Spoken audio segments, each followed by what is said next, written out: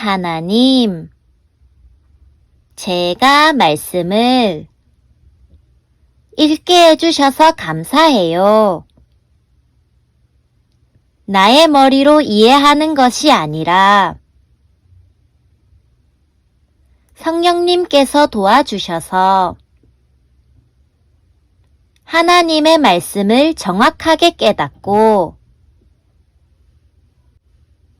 힘을 듬뿍 얻게 해주세요. 예수님의 이름으로 기도드립니다. 아멘. 안녕 친구들, 오늘 읽을 말씀은 사도행전 4장이에요. 4장에는 공의회 앞에 선 베드로와 요한 이야기, 그리고 믿는 사람들의 기도와 함께하는 생활이 등장해요. 오늘의 간단 설명. 첫 번째, 사두개파. 사두개파는 자신이 대제사장 사독의 후예라고 말하는 제사장들에 의해 생겨난 유대교의 당파 중에 하나예요. 사독은 다윗과 솔로몬과 함께했던 제사장이에요. 제사장들에 의해 생겨났지만 귀족의 권리와 이익을 대변하는 정치 집단이자 물질주의자들이었어요. 사두개파 사람들은 율법만 받아들이고 부활이나 천사, 영생, 영혼의 존재는 믿지 않았어요. 두 번째, 머릿돌. 건축물의 가장 중심, 바탕이 되는 기초석이에요. 성경에는 모퉁이의 머릿돌이라는 표현이 쓰이는데 머릿돌은 성, 집 등 건물의 모퉁이에 놓여 벽을 지탱해주는 큰 주춧돌로서 건물에서 가장 중요한 역할을 해요. 상징적으로는 교회의 기초석이신 예수님을 가리켜요. 교회의 머리이시며 만유의 통치자이신 예수님. 유대인과 이방인을 하나 되게 하시는 우리 예수님이시기에 머릿돌이라는 표현을 사용했다고 해요. 그럼 말씀 속으로 출발! 베드로와 요한이 백성들에게 말하고 있을 때 제사장들과 성전을 경비하던 사람들과 사두개파 사람들이 몰려왔습니다. 그들은 두 사도가 백성들에게 죽은 자 가운데서 부활하신 예수님을 가르치고 그들에게 설교하는 것 때문에 마음이 편치 않았습니다. 유대 지도자들은 베드로와 요한을 붙잡았습니다. 그러나 날이 어두워졌기 때문에 두 사람을 다음 날까지 감옥에 가두었습니다. 그러나 베드로와 요한의 설교를 들은 사람 중에서 많은 사람들이 믿음을 갖게 되었는데 그 수가 5,000명 정도나 되었습니다. 이튿날 유대 통치자들과 장로들과 율법사들이 예루살렘에 모였습니다.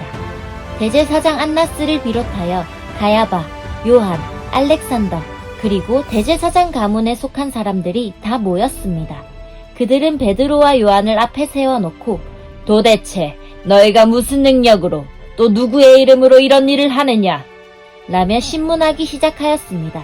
그때 베드로가 성령으로 충만하여 그들을 향해 다음과 같이 대답했습니다. 백성의 통치자와 장로님들, 여러분이 묻고자 하는 것이 오늘 우리가 태어날 때부터 걷지 못하는 사람에게 행한 선한 일에 관한 것입니까? 그 사람이 어떻게 해서 낫게 되었는지를 묻는 것입니까?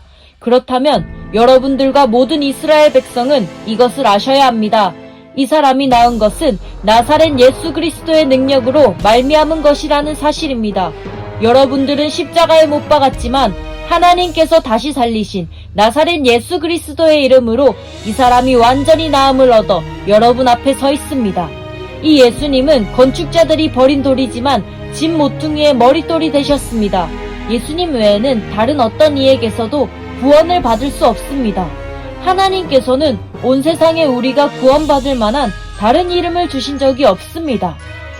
공의회 의원들은 베드로와 요한이 교육을 받지 못한 평범한 사람인 줄 알고 있었는데 이렇게 담대하게 말하는 것을 보고 놀랐습니다. 그제서야 비로소 그들은 베드로와 요한이 예수님과 함께 있던 사람이라는 것을 알게 되었습니다. 그들은 태어날 때부터 걷지 못하던 사람이었다가 지금은 나은 사람이 베드로와 요한 곁에 서 있는 것을 보고는 더 이상 아무것도 물을 수가 없었습니다. 그래서 그들은 베드로와 요한에게 공의회에서 나가 있으라고 한 뒤에 서로 의논하였습니다. 이 사람들을 어떻게 하면 좋겠소? 예루살렘에 사는 사람이라면 누구나 이들이 큰 표적을 행한 것을 알고 있소. 그리고 우리도 그것을 부인할 수 없소. 하지만 이 일이 사람들 사이에 더 이상 퍼지지 않게 하기 위해서라도 앞으로는 예수님 이름으로 아무에게도 말하지 말라고 그들에게 경고해두는 것이 좋을 듯하오. 그래서 그들은 베드로와 요한을 다시 불러 절대로 예수님의 이름으로 말하지도 말고 가르치지도 말라고 경고했습니다. 그러나 베드로와 요한은 이렇게 대답했습니다. 우리가 하나님의 말씀을 듣는 것과 여러분의 말을 듣는 것 중에 하나님께서 보시기에 어느 것이 더 옳은 것인지 한번 판단해 보십시오. 우리는 우리가 보고 들은 것을 말하지 않을 수가 없습니다. 조금 전에 일어난 일을 본 사람들이 하나님을 찬양하고 있었기 때문에 유대 통치자들은 두 사람을 어떻게 처벌해야 할지 결정할 수가 없었습니다. 그래서 그들은 몇 마디 경고만 더하고 사도들을 놓아주었습니다. 이 기적으로 병이 나은 사람은 40살이 넘은 사람이었습니다. 베드로와 요한은 유대 통치자들에게서 풀려나자 동료들에게로 가서 대제사장과 장로들이 자기들에게 한 말을 그대로 전해주었습니다. 동료들은 그 말을 듣고 소리를 높여 한마음으로 하나님께 기도했습니다. 하늘과 땅과 바다와 그 가운데 있는 모든 것을 창조하신 전능하신 주님, 주님께서는 주님의 종인 우리 조상 다윗의 입을 빌려 성령으로 이렇게 말씀하셨습니다. 어찌하여 민족들이 화를 내며 어찌하여 백성이 헛된 계획을 세우는가. 세상의 왕들이 일어나며 통치자들이 주님과 그분의 그리스도를 대항하기 위해 한자리에 모였다. 실제로 헤롯 안티파스와 본디오 빌라도가 이방인들과 이스라엘 백성과 합심하여 주님의 거룩한 종이며 주님께서 기름 부어 그리스도로 세우신 예수님에 대해 음모를 꾸미기 위해 이곳 예루살렘에 모였습니다.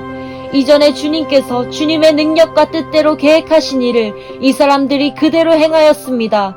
주님, 이제 그들이 우리를 위협하고 있는 것을 굽어 살피소서. 또 주님의 종들이 주님의 말씀을 담대하게 말할 수 있도록 용기를 주소서. 주님의 손을 펼쳐 병을 낫게 해주시며 주님의 거룩한 종 예수님의 이름으로 표적과 기적을 행하소서. 제자들이 기도를 마치자 그들이 모여있는 곳이 흔들렸습니다. 제자들은 모두 성령으로 충만해져서 하나님의 말씀을 담대하게 전하였습니다.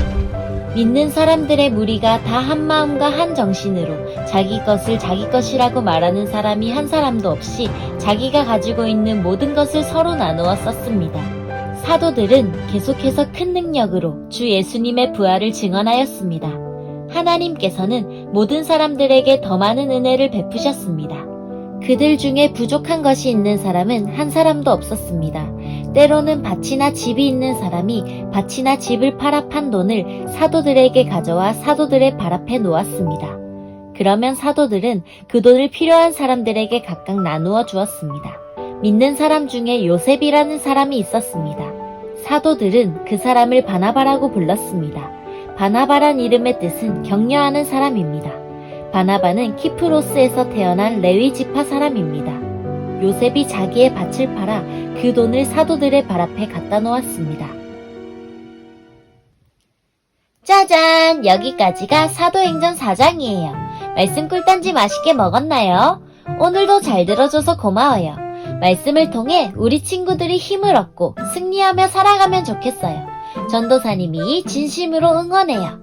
그럼 안녕!